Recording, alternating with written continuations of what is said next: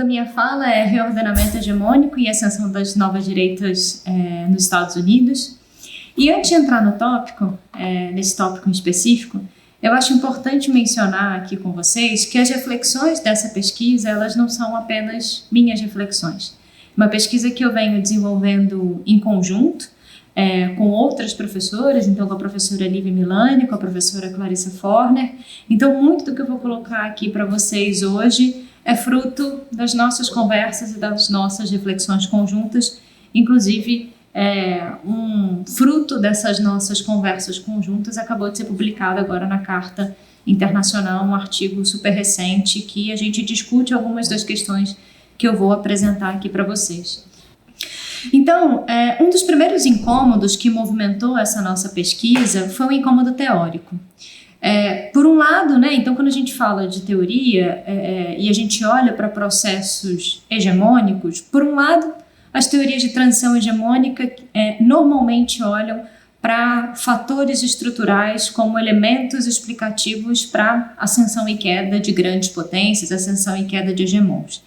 Então, guerras de grandes proporções, crises financeiras, enfim, fatores que perturbam o sistema como um todo. Por outro lado, as teorias que explicam e respaldam, digamos assim, a hegemonia dos Estados Unidos ou olham para fatores sistêmicos, sobretudo para fatores sistêmicos.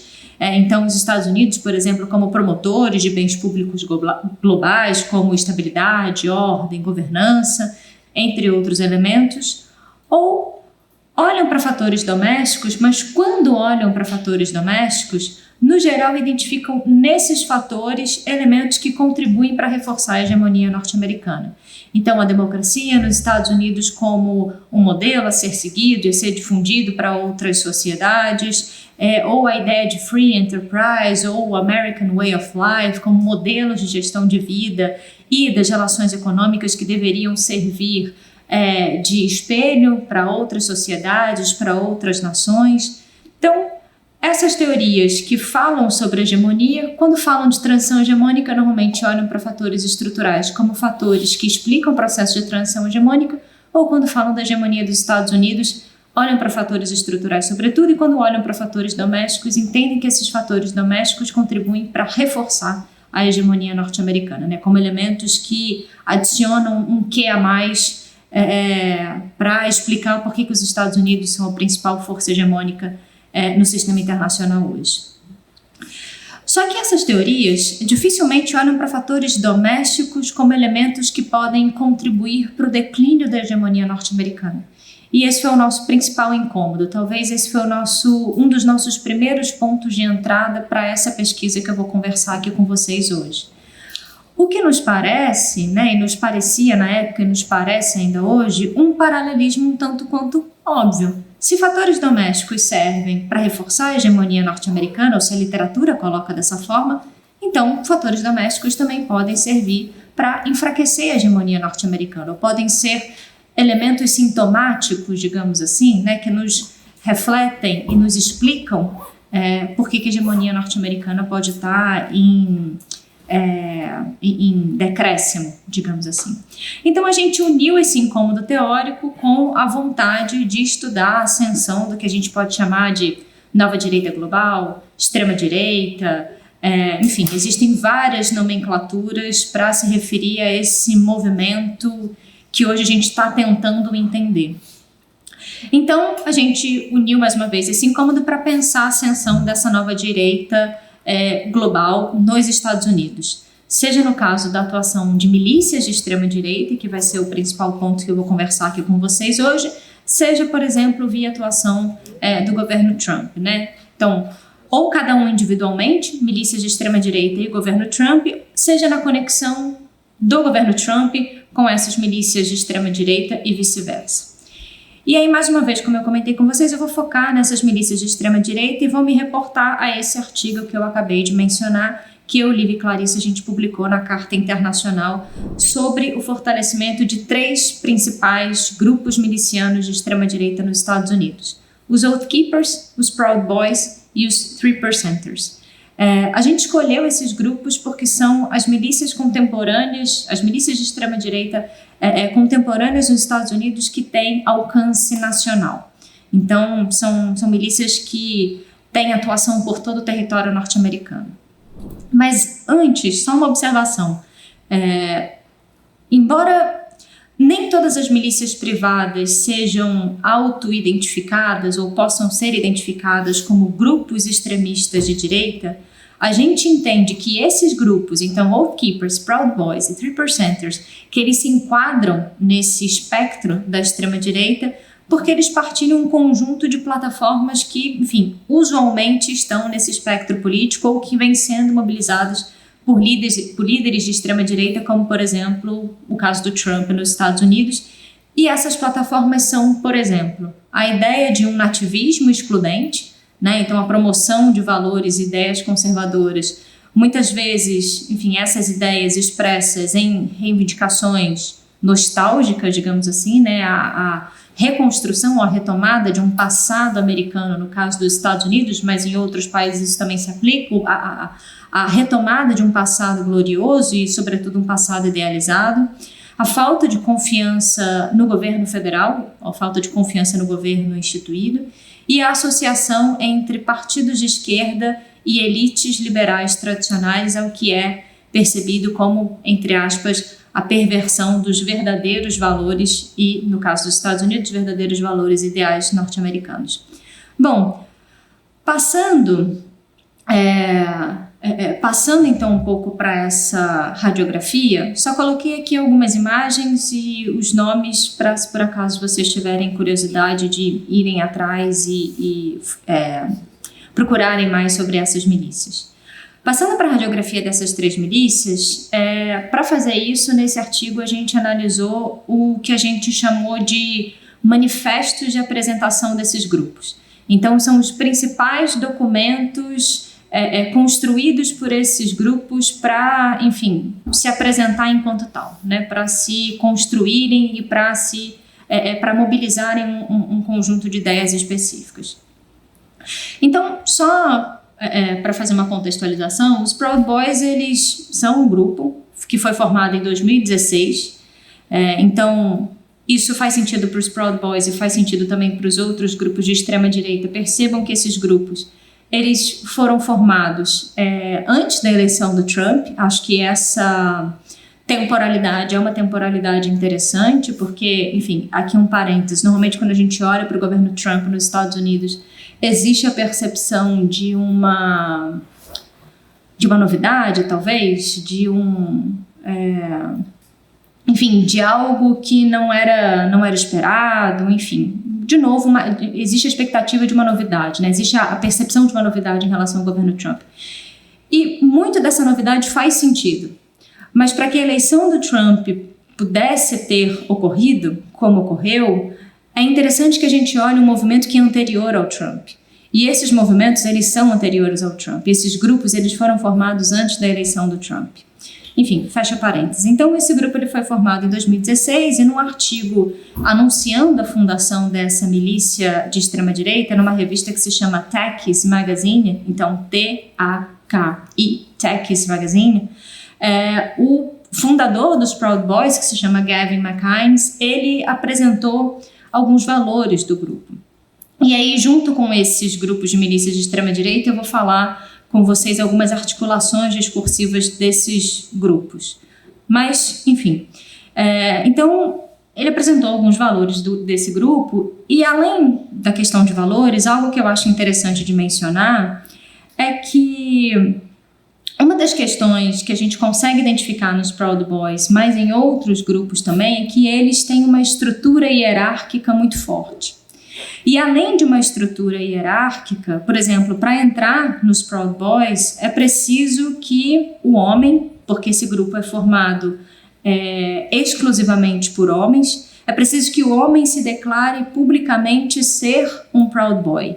E o que significa se declarar ser um Proud Boy? Para esse grupo significa tornar público, e aqui, enfim, estou citando parte desse artigo escrito na Takis Magazine, é necessário tornar público o chauvinismo ocidental e não se importar sobre quem é que sabe disso. Então, isso nas palavras do McInnes, né? Então, nas palavras desse fundador dos Proud Boys, esse chauvinismo ocidental significa justamente ansiar pelos dias que as meninas eram meninas e os homens eram homens. E ansiar por uma época em que não existiam guerreiros da justiça social que, enfim, que nesses guerreiros, né, da justiça social que viessem a promover constantemente valores progressistas de esquerda ou liberais como feminismo, direitos civis e multiculturalismo. Então, alguma das pautas que a gente já vinha conversando na nossa mesa de manhã sobre a noção de uma democracia verdadeiramente democrática, né? Enfim, e ainda falando dos Proud Boys, por mais que o Gavin McInnes, né, o fundador desse grupo, negue a acusação de pertencer a uma organização, entre aspas, de supremacia branca, em vários momentos ele falou explicitamente que a cultura ocidental é superior a outras culturas. Então, existe aí uma certa percepção de superioridade civilizacional, digamos assim. Não sei se vocês, e aqui fazendo um paralelo que me veio à mente agora, não tinha necessariamente me vindo à época em que eu estava pensando aqui nessa fala, mas essa ideia de superioridade civilizacional, talvez vocês consigam fazer alguma ponte com o discurso de um dado ex-ministro das Relações Exteriores do governo Bolsonaro. Mas, enfim. Então, passando aqui um pouco para essas articulações discursivas, um dos primeiros pontos que eu acho interessante de mobilizar aqui, e que esses pontos eles aparecem tanto nos Proud Boys, quanto nos Oath Keepers, quanto nos 3%ers, e aqui eu escolhi algumas citações apenas de forma ilustrativa. Um dos pontos que eu acho interessante de mencionar é que eles têm uma certa nostalgia em relação ao passado, né? Essa nostalgia, normalmente ela se dá por um momento em que, por exemplo, as divisões de gênero eram claramente demarcadas. Ela também é identificada, por exemplo, tanto nos manifestos do 3%ers quanto nos Oath Keepers. Então, os 3%ers fundado em 2008 e os Oath Keepers fundado em 2009. Mas no caso dos Estados Unidos, essa nostalgia se direciona principalmente a momentos específicos da história dos Estados Unidos. E aqui, enfim, esse trecho que eu coloco para vocês no slide é um exemplo de um trecho do manifesto dos 3%ers. Na abertura do blog do grupo, existe uma justificativa, né? Eles apresentam uma justificativa para o nome desse grupo. Por que os 3%ers se chamam 3%ers? E o grupo diz que ele se chama dessa forma porque durante a Revolução Americana, as forças ativas no campo contra a tirania do rei nunca chegaram a mais de 3% dos colonos. E aí, continuando, né, nessa apresentação, e o grupo hoje se identifica com esses 3% porque eles eram verdadeiramente patriotas lutando pelas liberdades em que a nação, que no caso eles amam, né, em que os 3%ers amam e honram os Estados Unidos, no caso, foi fundada. Então, os 3%ers, eles se voltam para a Revolução Americana para defender direitos como liberdade, como propriedade privada e, sobretudo, pela atuação de uma minoria, né? Atuação de uma minoria dizendo que o governo dos Estados Unidos não deveriam subestimar o poder de um pequeno grupo de cidadãos comprometidos em mudar o mundo. E fazem essas falas, mais uma vez, retomando, recapitulando aquilo que aconteceu num período, num momento que eles entendem como emblemático, que é o período da Revolução Americana. Nos Oath Keepers, eles recorrem, curiosamente, ou talvez não tão curiosamente assim, eles recorrem ao mesmo ponto na história, também a Revolução Americana, justamente para construir uma ideia em que eles apresentam no seu principal manifesto que se chama Orders We Will Not Obey. Então, ordens que não iremos obedecer, que não iremos acatar. E eles também consideram esse momento da história dos Estados Unidos como um momento glorioso, digamos assim, contra a tirania. E é então interessante que toda essa nostalgia dos grupos é usualmente combinada com um segundo ponto, que é uma desconfiança em relação às instituições nacionais e internacionais, né? As instituições domésticas nos Estados Unidos e as instituições internacionais, como, por exemplo, ONU, enfim, todas essas agências todos esses fóruns internacionais, digamos assim. Em relação aos Estados Unidos, a principal desconfiança é em relação ao governo federal norte-americano. E isso fica bastante claro na defesa que eles, os 3 grupos, fazem a esse segundo ponto que eu coloco no slide para vocês, fazem ao uso da força. E fazem ao uso da força principalmente na defesa ao porte e à posse de armas. Não só por entenderem que a posse e o porte de armas é um direito constitucional garantido pela Segunda Emenda norte-americana, mas principalmente por entenderem que existe um direito à resistência armada contra o suposto abuso do poder ou contra a suposta tirania por parte do governo federal. Claro que o debate sobre controle de armas nos Estados Unidos transcende e vai muito mais além do que organizações e do que milícias de extrema-direita. Mas esse debate, ele auxilia esses grupos a ganhar respaldo internamente e a se apresentarem como esses pretensos, digamos assim, guardiões de uma verdadeira vontade do povo. E o último elemento que eu queria mencionar aqui na minha fala, para além dessa descrença em relação às instituições e essa defesa do porte e da posse de armas, é a existência nos manifestos dos 3 grupos do que a gente pode chamar de um nacionalismo étnico. E esse nacionalismo étnico, ele aparece de várias formas, ele aparece em múltiplos formatos.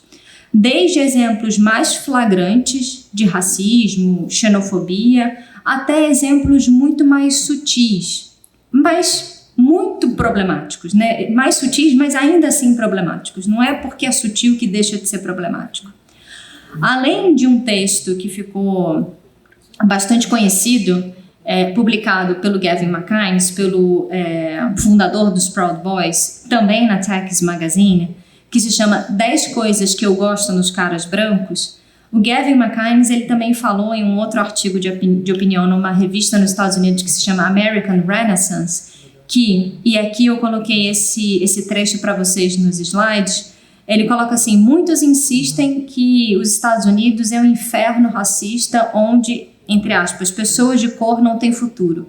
Isso causa muito mais danos à juventude negra do que o KKK, do que a Ku Klux Klan.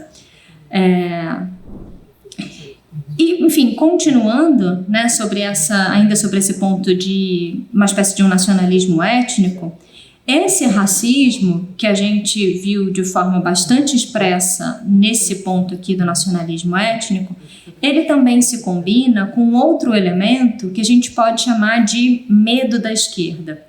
Essa ligação, ela normalmente é percebida por esses grupos numa cadeia quase que de causa e efeito. Então, à medida que as elites nacionais entram em contato com valores liberais e com valores marxistas, por exemplo, e aqui liberais e marxistas a gente coloca um grande parênteses que não é a mesma coisa, mas muitos desses grupos tratam como a mesma coisa, essas elites então socializam esses valores internamente e internacionalmente, produzindo não só um consenso internacional sobre esses valores de igualdade de gênero, raça e representatividade, mas principalmente uma homogeneização interna dos Estados Unidos, uma homogeneização interna das sociedades nacionais, suplantando valores tradicionais ou marginalizando o que eles entendem por valores tradicionais.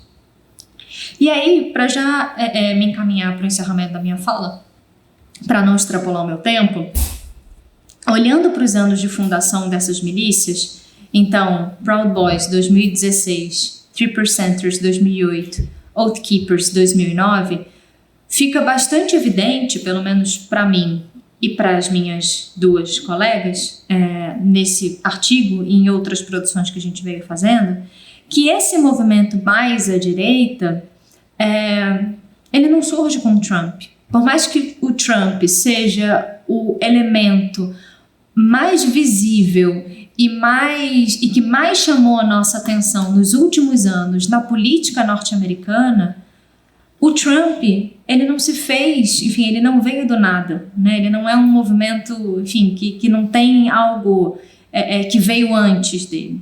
Então, esses grupos, esse movimento mais à direita, novamente, ele não surgiu com Trump. Existe um certo caldo social anterior que contribuiu para que o ex-presidente Trump fosse eleito.